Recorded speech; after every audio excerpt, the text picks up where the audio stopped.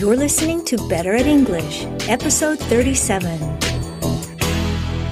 Hi, English learners. Lori here, your teacher from betteratenglish.com.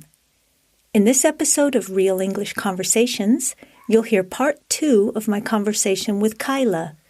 We're discussing a book that we both really liked. It's called Daily Rituals by Mason Currey. The book describes the daily routines and habits of 161 creative people like writers, painters, musicians, philosophers, and scientists.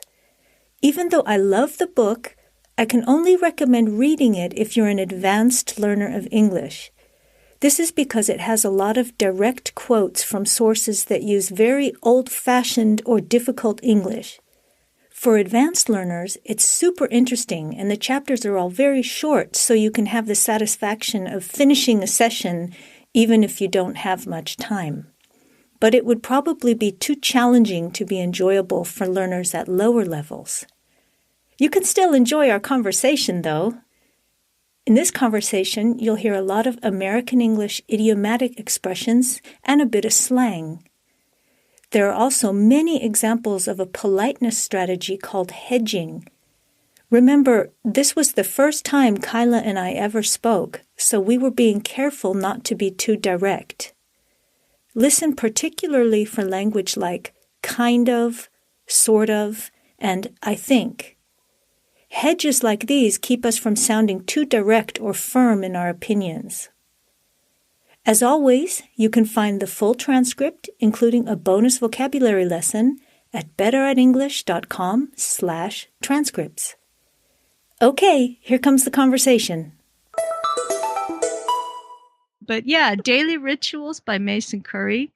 Go ahead. Oh, I was just going to say, that book came out of blog posts, didn't it? Like, was he blogging? I believe the story is he's actually a published author, quite a prolific author, I think, in like magazines and things like that. And he did have this blog that I guess started out just as some kind of personal interest. Right. And then someone got in touch with him saying, "Hey, dude, this would make a really cool book." And so he did the extra work to turn it into a book. And I'm glad he did, because it's really fascinating. Yeah. Really interesting. It is. And No, you go ahead. No, go ahead. Oh, I was just going to say, it actually kind of makes me really, why wasn't I a writer? It seems like they have it so easy. Is that based on reading about the habits of writers in the books, or yes, the book? Yeah, exactly. That was by the end of it. It was just like, that's funny you had that reaction, because I actually thought that writing seemed really, really freaking hard. Oh, yeah.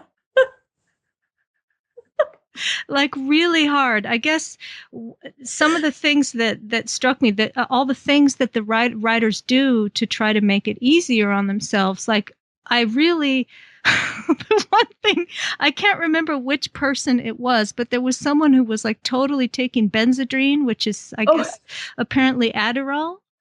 Right. And after reading that passage, I was like, hey, man, I want to get me some of that stuff. How can I? That's my problem, too. I can't focus. I can't concentrate. Like, sign me up. Yeah. And coffee as well. I was surprised at how many people really depended on stimulants like coffee.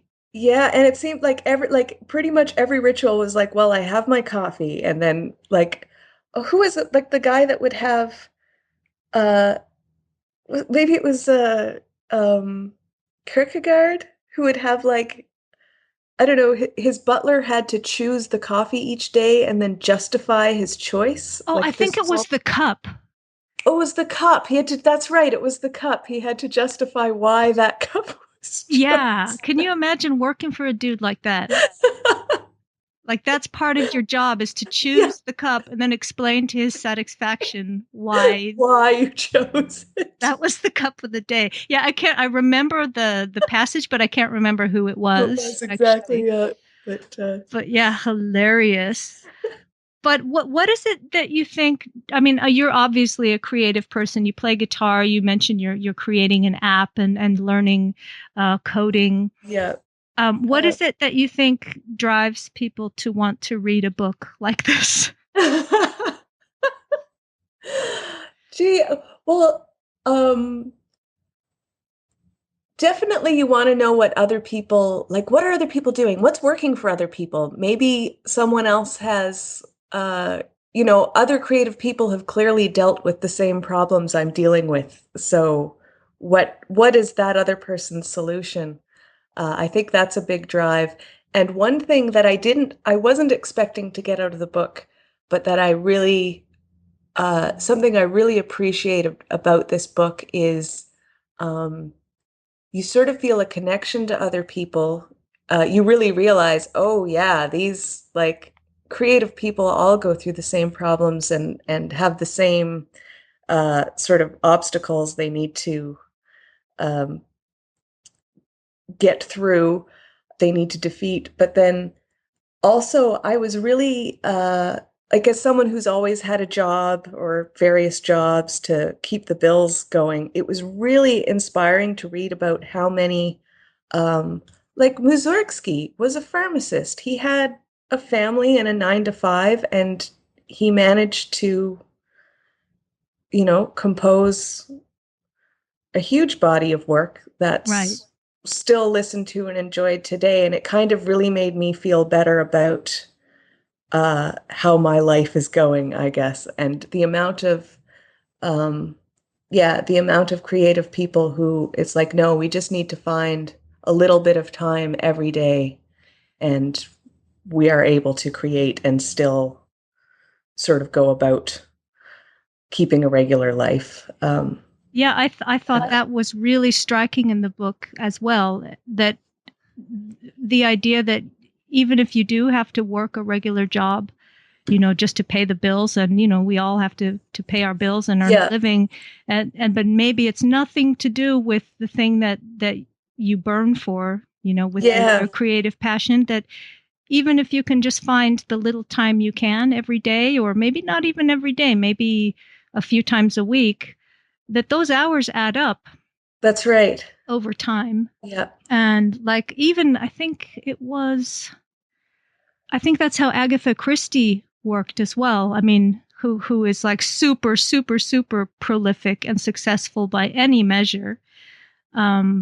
She was basically just this married woman who was even kind of embarrassed about being thought of as a writer, or just found the idea of writing embarrassing. And she would sort of sneak away whenever she could to some quiet, undisturbed place. And I guess it even frustrated journalists, because later on, when she was successful, because they would want to take a picture of her at her writing desk, and she didn't actually have one. But it was surprising how just that little bit every day, and people who stick with it, they eventually are able to create these great things. That's right. It's inspiring for those of us who don't have the luxury of just devoting every day to the things that interest us. That's right. Exactly. Okay, that's all for this second part of the conversation. I hope you enjoyed it. To get the most benefit from this conversation, make sure to download the transcript. It has the entire conversation, plus notes about the language we use. It also explains a lot of the vocabulary. You can use it to test your listening comprehension, to look up important words, or as a basis for discussion with your teacher or language exchange partner. You can find it at betteratenglish.com/transcripts. Until next time, keep on practicing your English.